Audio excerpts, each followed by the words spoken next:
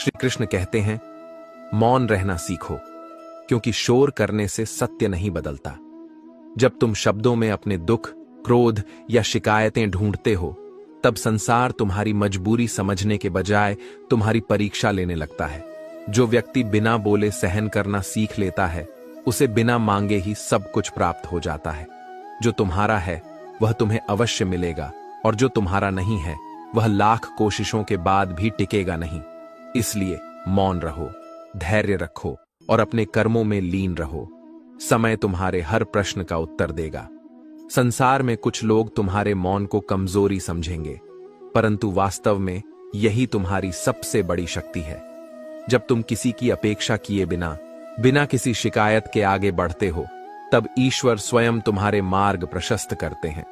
भावनाओं का सम्मान करो, लेकिन उनकी जकड़ में मत फंसो। जब अपेक्षाएं कम हो जाती हैं, तब शांति अपने आप आ जाती है। मौन केवल शब्दों का अभाव नहीं है, यह आत्मा की गहराई में प्रवेश करने की साधना है। जो कुछ भी घट रहा है वह ईश्वर की इच्छा से हो रहा है, इसलिए व्यर्थ की चिंता मत करो। जब मन शांत रहेगा तब ही सही निर्णय ले पाओगे, और जब सही निर्णय लोगे तब ही जीवन में सच्ची सफलता प्राप्त होगी। मौन रहो, समर्पण करो और प्रतीक्षा करो। जो तुम्हारा है वह बिना मांगे ही तुम्हारे पास आएगा। श्री कृष्ण कहते हैं, जो लोग केवल अपने मतलब के लिए तुम्हारे साथ हैं, वे तभी तक साथ रहेंगे जब तक उन्हें स्वार्थ सिद्ध होता रहेगा। सच्चे भाग्यशाली वे हैं जिनका प्रेम न केवल स्वीकार किया जाता है, बल्कि उसकी कद्र भी की जाती है। यदि तुम बहुत सरलता से लोगों के साथ घुल मिल जाओगे, तो तुम्हारी कीमत घटनी तय है।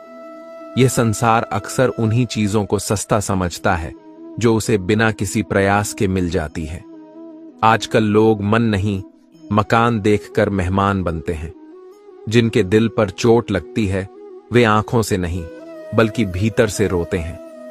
यह दुनिया इतनी चालाक है कि अपना कहकर पराया बना देती है, और गिरगिट को बेवजह बदनाम किया जाता है, क्योंकि इंसान से जल्दी रंग कोई और नहीं बदलता।